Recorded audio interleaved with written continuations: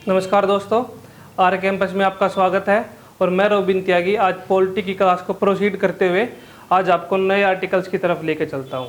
तो last class में हमने आर्टिकल 22 तक बात कर ली थी। तो उसमें क्या था कि हम भाग 3 में स्वतंत्रता का अधिकार हमने वो क्लियर कर चुके थे। तो उसमें नंबर 3 पे क्या था कि शोषण के विरुद्ध अधिकार, शोषण के विरुद्ध अधिकार, विरुद्ध अधिकार, ये हमें कहाँ से कहाँ तक पढ़ना है? आर्टिकल 23 और 24 इसके अकॉर्डिंग चलेगा किसके? शोषण के विरुद्ध अधिकार। तो मैं अगर आर्टिकल 23 की बात करता हूं, इसमें क्या था कि मानव दुर्व्यापार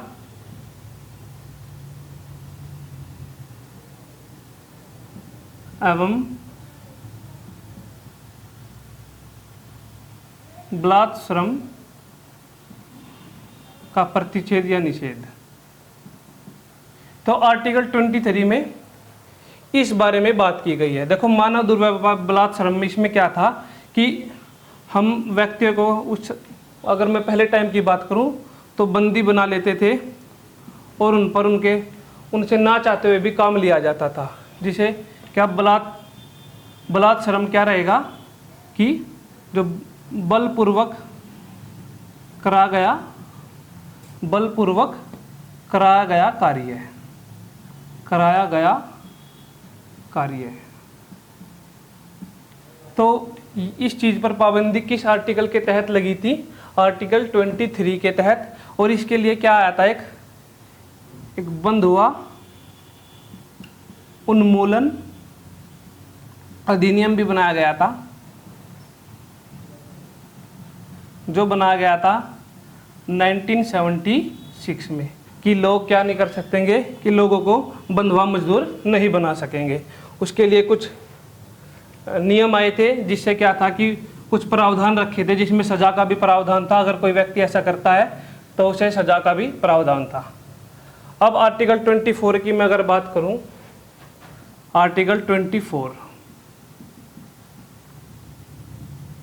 हाँ, उसमें जो पिछला था हमारा आर्टिकल 23, इसमें एक नोट है आपके लिए इम्पोर्टेंट नोट। देखना क्या कि नोट में क्या कि जरूरत पड़ने पर व्यक्तियों से काम लिया जा सकता है। कब?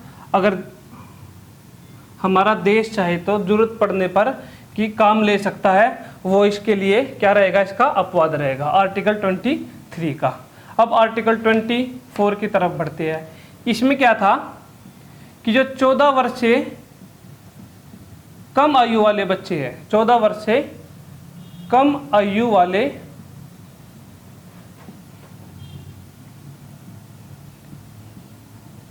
बच्चों से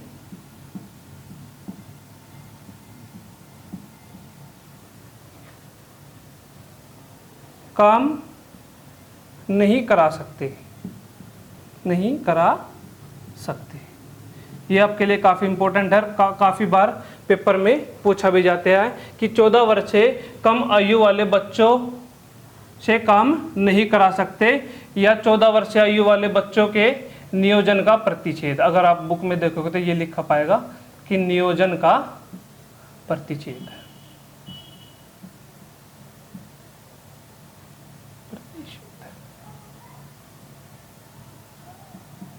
अब इसमें आपको क्या देखना है? इसमें आपको क्या था कि हम 14 वर्ष से कम आयु वाले बच्चों से काम नहीं करा सकते कारखानों में, या कोई जोखिम भरा कार्य कोई भी हो सकता है। ठीक है, तो आपको ध्यान रखना है कारखानों में या जोखिम भरा कार्य, वह अन्य बहुत से कार्य है जो हम 14 वर्ष से कम आयु वाले बच्चों से नहीं करा सकते। इसी के तहत अगर मैं बात करूं तो आपने कैलाश सत्यार्थी का नाम सुना होगा।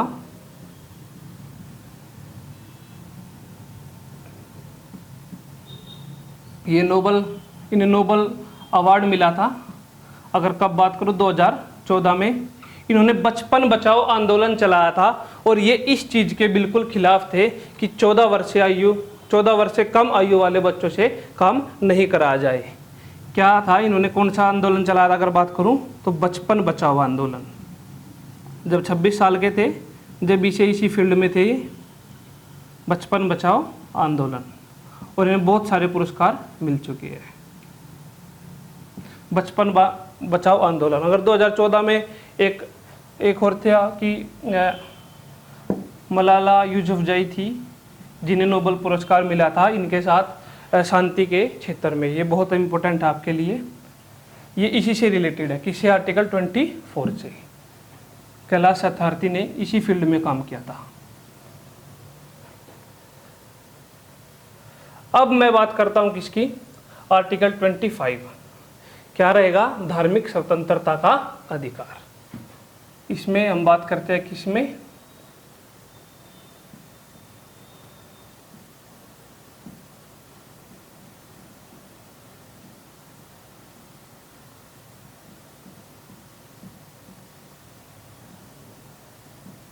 आर्टिकल कहां से कहां तक रहेगा ये, 25 से 28 तक। अब अगर मैं पहला देखूं आर्टिकल 25 की अगर मैं बात करूं तो इसमें क्या है कि अंतःकरण एवं किसी भी धर्म को मानने की स्वतंत्रता, किसी भी धर्म को मानने की स्वतंत्रता, मानने की स्वतंत्रता। तो इसमें क्या रहेगा कि हम क्या कर सकते हैं कि हम इसके लिए आज़ाद है, या क्या है कि हमें, हमारे ऊपर कोई पाबंदी नहीं है कि हम किस धर्म को फॉलो करें, और हम किसी भी धर्म को फॉलो कर सकते हैं और उसके जो रीति रिवाज है उसे अपना सकते हैं। आर्टिकल 25 में रहेगा, हमें इसके लिए कोई बाध्य नहीं कर सकता। फिर आर्टिकल 26 की अगर मैं बात करूं तो इसमें रहेगा कि धार्मिक कार्यों के प्रबंधन की स्वतंत्रता।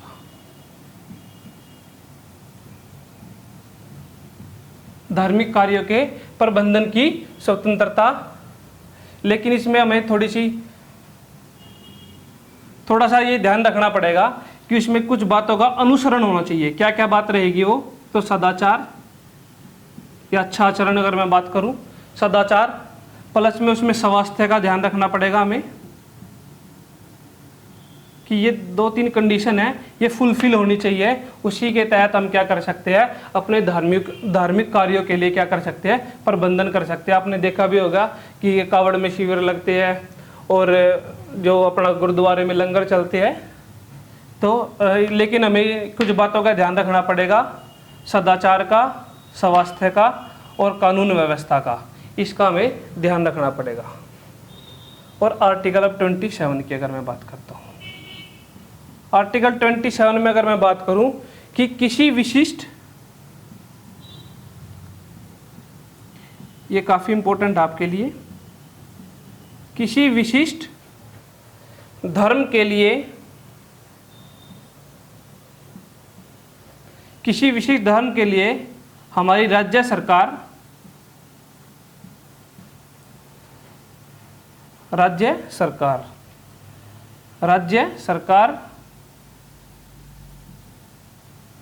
कर इकट्ठा नहीं कर सकती। तो इसमें क्या है कि कोई भी राज्य सरकार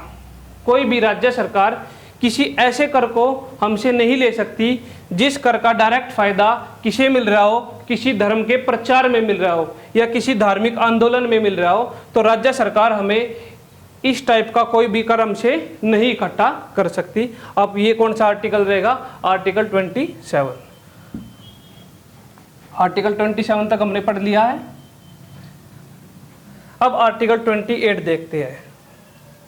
आर्टिकल 28, इसमें क्या रहेगा, आर्टिकल 28 में रहेगा कि राज्य विधि द्वारा पोषित मतलब कोई जो राज्य विधि द्वारा कोई शिक्षक संस्थान चल रहा है वो क्या नहीं कर सकता, उसमें हम धार्मिक शिक्षा नहीं दे सकते। राज्य विधि द्वारा पोषित शिक्षण संस्थान क्या नहीं कर सकता इसमें कि धार्मिक शिक्षा नहीं दे सकता।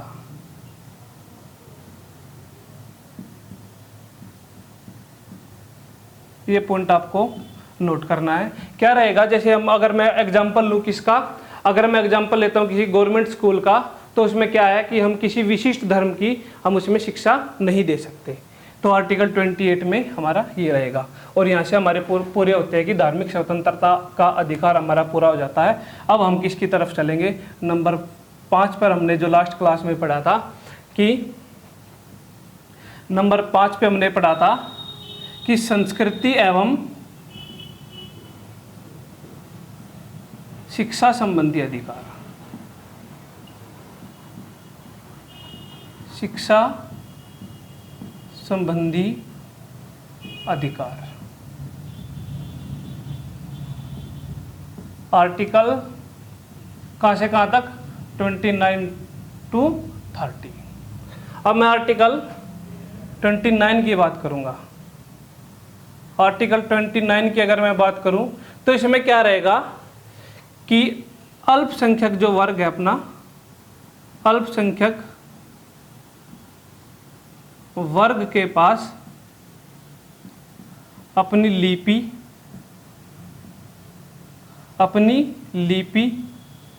या भाषा, अपनी लिपि या भाषा को कायम रखने का अधिकार है।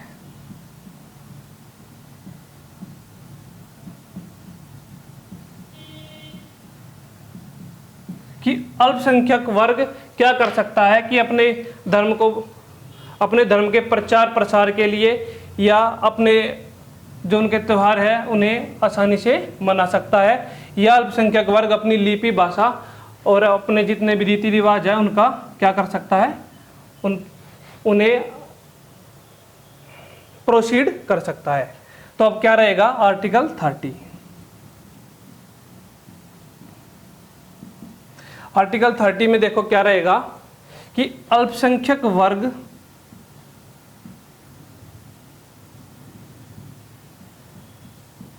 अपनी रुचि के अनुसार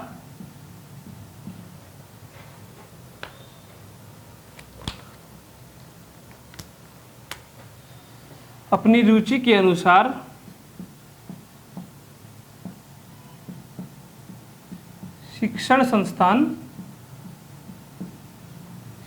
संस्थान क्या कर सकता है, खोल सकता है, वह उनका प्रशासन कर सकता है।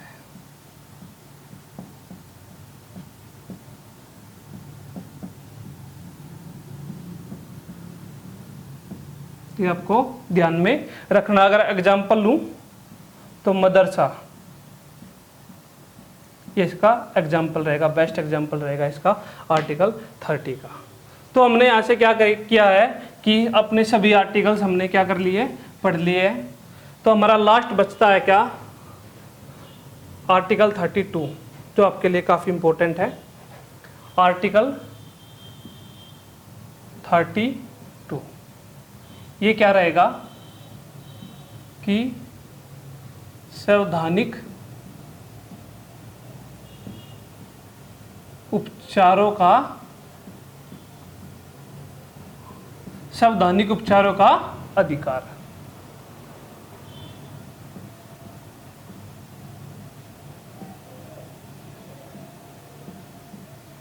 आर्टिकल 32 में पढ़ेंगे। इसमें क्या रहेगा, अगर मेरे मौलिक अधिकारों का हनन हो रहा है तो मैं क्या करूंगा, सुप्रीम कोर्ट जाऊंगा और सुप्रीम कोर्ट क्या करेगी, क्या रिट जारी करेगी। क्या करेगी, रिट जारी करेगी, रिट जारी करेगी। और ये संख्या में अगर बात करूँगा मैं तो 5 रिट जारी करेंगे। कितनी, 5 रिट।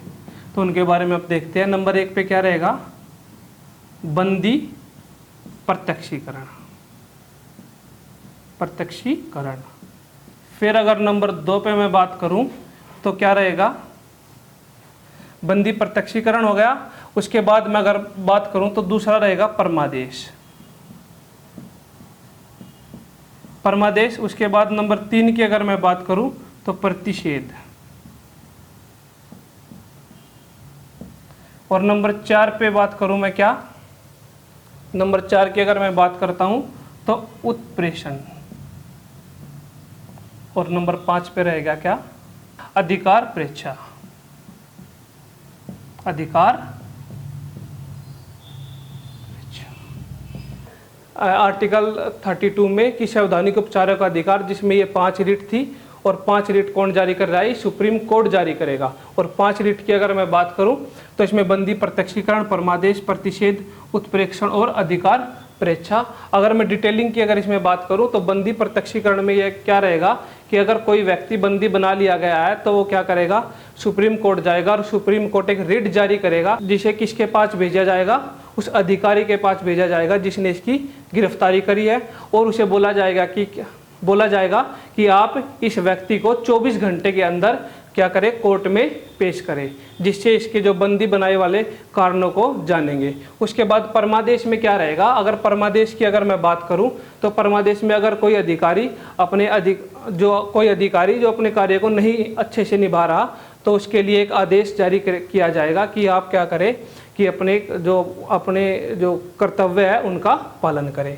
और उसके बाद प्रतिषेध में क्या रहेगा कि हाई कोर्ट और सुप्रीम कोर्ट एक जो निम्न न्यायालय है उनके पास एक रिट जारी करेंगे जिनके लिए, और इन्हें कहेंगे कि आप अपने अधिकार से बाहर कार्य मत करें, मतलब अधिकार क्षेत्र के बाहर कार्य ना करें। उसके बाद उत्प्रेक्षण की अगर मैं बात करता हूं तो उत्प्रेक्षण में क्या रहेगा कि हाई कोर्ट और सुप्रीम कोर्ट किसी निम्न न्यायालय के पास क्या भेजेगा कि रिट जारी करेगा उसके लिए कि जो लंबे समय से कोई केस या कोई मुकदमा चल रहा है उस पर क्या करें, आप कार्रवाई करें, नहीं तो क्या करें, आप उसे उच्च स्तर पर उसकी जांच के लिए भेज दें। उसके बाद लास्ट रहेगा अधिकार परीक्षा। अगर कोई अधिकारी अपने अधिकार से बाहर होकर क्या कर रहा है, किसी कार्य कर रहा है तो सुप्रीम कोर्ट एक रिट जारी कर उससे ये पूछेगी कि आपने इस कार्य को अपने अधिकार क्षेत्र में ना रहते हुए क्यों किया है। तो ये आपको काफ़ी इंटरेस्टिंग लगा होगा। तो आज हमने यहाँ से अपने मौलिक अधिकारों को क्या कर लिया, ख़त्म कर चुके हैं और हमने आर्टिकल 32 तक पढ़ लिया है। आप नोट कर रहे होंगे अच्छे से इन सभी चीज़ों को, और क्योंकि आपके आने वाले पेपर के पॉइंट ऑफ व्यू से ये आपके लिए काफ़ी इम्पोर्टेंट है। धन्यवाद।